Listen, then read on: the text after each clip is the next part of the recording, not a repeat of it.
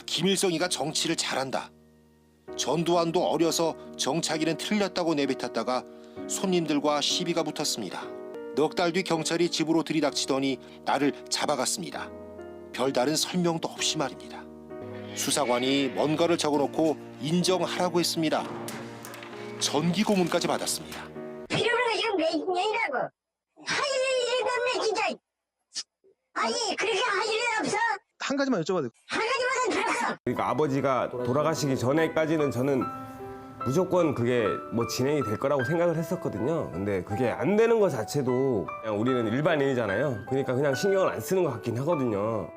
4.3 당시 국가 공권력은 무고한 제주도민들의 목숨을 빼앗아갔습니다.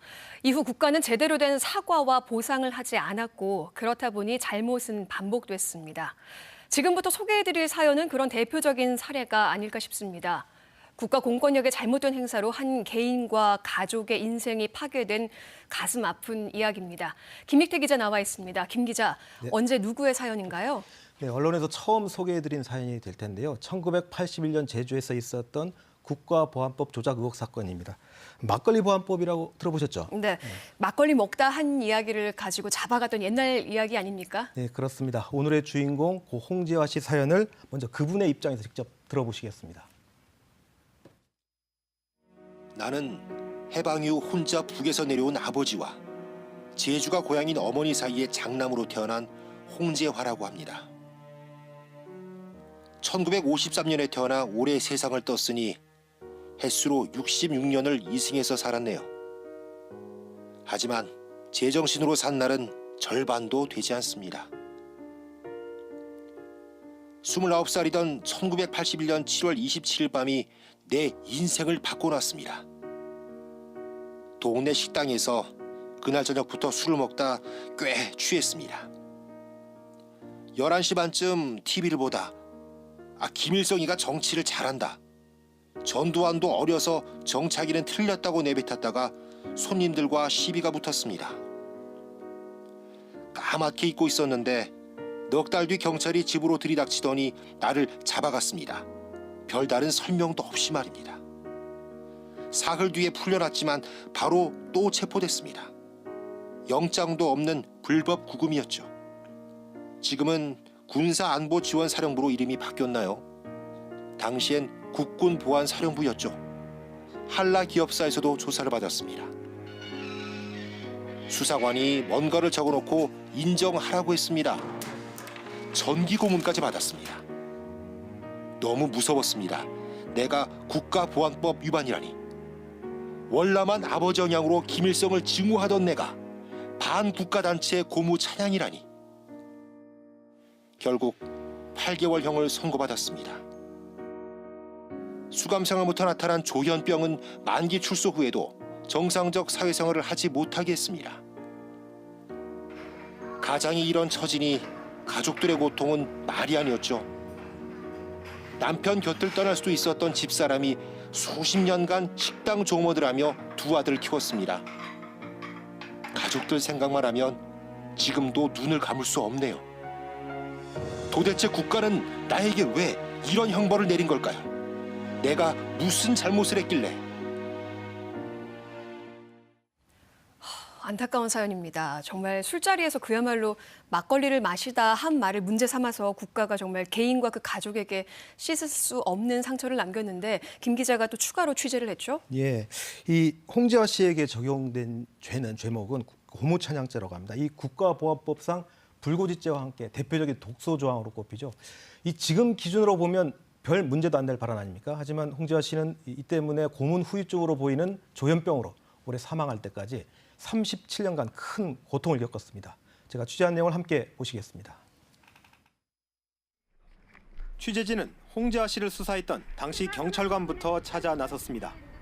수소문 끝에 이제 70을 넘긴 몇 명과 연락이 닿았습니다. 하지만 진실을 들을 수는 없었습니다. 필요가 지금 몇 년이라고. 할 일도 없네 진짜. 아니 그렇게 할 일은 없어. 한 가지만 여쭤봐도 한 가지만 들었어. 방법을 바꿔 사건 당시 2살이었던 홍 씨의 큰아들과 국가기록원을 찾았습니다. 2010년 진실화해위원회에서 이 사건과 관련해 조사한 기록을 확인하기 위해서입니다. 8년 전 국가 기록을 보니 영장 없이 불법 구금해 인권을 침해한 사건이라며 당사자와 가족에게 사과를 하도록 국가에 권고했습니다. 그렇다면 국가는 사과라도 제대로 했을까? 아버지한테 직접 와서, 왜냐하면 그때는 아버지가 살아계셨던 때잖아요. 아버지가 그때도 뭐 아픈 상태니까 정상적으로 받아들일 수 있을지 없을지 모르겠지만 오셔가지고 아버지한테 그때 정말 죄송합니다 해갖고, 정말 그때는 어쩔 수 없었습니다 해가지고 아버지한테 직접 사과를 했다 그러면 저희 가족들은 그거를 그냥 이해했을 것 같아요. 고문 의혹에 대해서는 가혹 행위는 의심되나 가혹 행위 사실을 확인할 수 없었다는 결론이었습니다. 하지만 홍 씨의 옛 친구들은 고문 흔적을 자신의 눈으로 직접 확인했다고 증언합니다. 몇 자국이라든지 이런 거 이상 몇 배 이상이 그 몸에 흉터가 있었던 것들은 몸에 곳곳에 예, 직접 보신 겁니까? 예. 등에 못보성이 베어주게 되고 이렇게 했던 부분들인데 그거. 본인도 직접 고문 당했다고 얘기하고. 예. 그 절대 말하면 안 된다 해서 말하면 자기 죽은다라고 해주다 죽은다라고. 절대 내가 비밀로 해서 말하지 말라 해서. 고문 당한 사실을. 예, 그거 알리면 안 된다 이거. 진실화해위원회에서 이 사건을 담당했던 조사관 역시 지금도 고문에 대한 의심을 놓지 않고 있습니다. 사건 하나로 인해서 정신적인 혼란이 와서 정신질환자가 될 수 있는 상황은 아니라고 보거든요. 외부의 어떤 물리적인 충격이나 또는 고문이라는 어떤 그런 고통을 안고서 아마 그 스스로가 그렇게 변하지 않았나. 홍 씨는 제주 보안부대인 한라기업사에서 고문을 당했다고 진술했는데 민간인을 군인이 조사했다면 그 자체로 위법한 행위가 됩니다. 취재진은 당시 이 사건으로 한라기업사에서 참고인 조사를 받았다는 다른 증언도 확보했습니다. 또 그때 당시 시대 상황이 그래서인지 뭐 시시하는 눈치였고 그냥 거기서 갔다 왔다는 얘기만 들었습니다. 어디 갔다 왔다고 말씀드리신 겁니까? 한라기업사라는 곳이요. 전직 경찰관의 증언도 당시 상황을 짐작케 합니다. 기무사가 이제 우리 경찰 비찬이 역할들을 했다고 그때는. 그러니까 민간인들도 막 그렇죠. 예, 그렇죠. 예. 그런 게 있어요. 예, 그때만 해도 그 기무사 요원들이 뭐 경찰 출입하고. 홍 씨는 사망 전인 지난해 말 동생 도움을 받아 제주지방법원에 재심을 청구했지만 재판은 1년이 지나도록 열리지 않고 있습니다. 돌아가시기 전에 한번 재심을 열어보자 해가지고 변호사를 그때 해갖고 했는데 너무 기간이 오래 걸리더라고요. 지금은 1년이 넘었는데, 그러니까 아버지가 돌아가시기 전에까지는 저는 무조건 그게 뭐 진행이 될 거라고 생각을 했었거든요. 근데 그게 안 되는 것 자체도, 그냥 우리는 일반인이잖아요. 그러니까 그냥 신경을 안 쓰는 것 같긴 하거든요.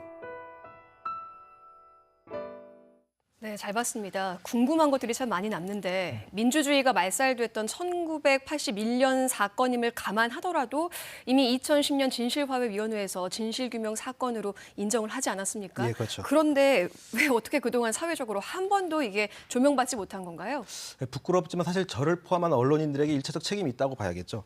그 기자들이 주로 그 제주도와 경찰 등 주요 행정기관에서 발표하는 내용 중심으로 취재를 하다 보니 나타난 현상이 아닌가.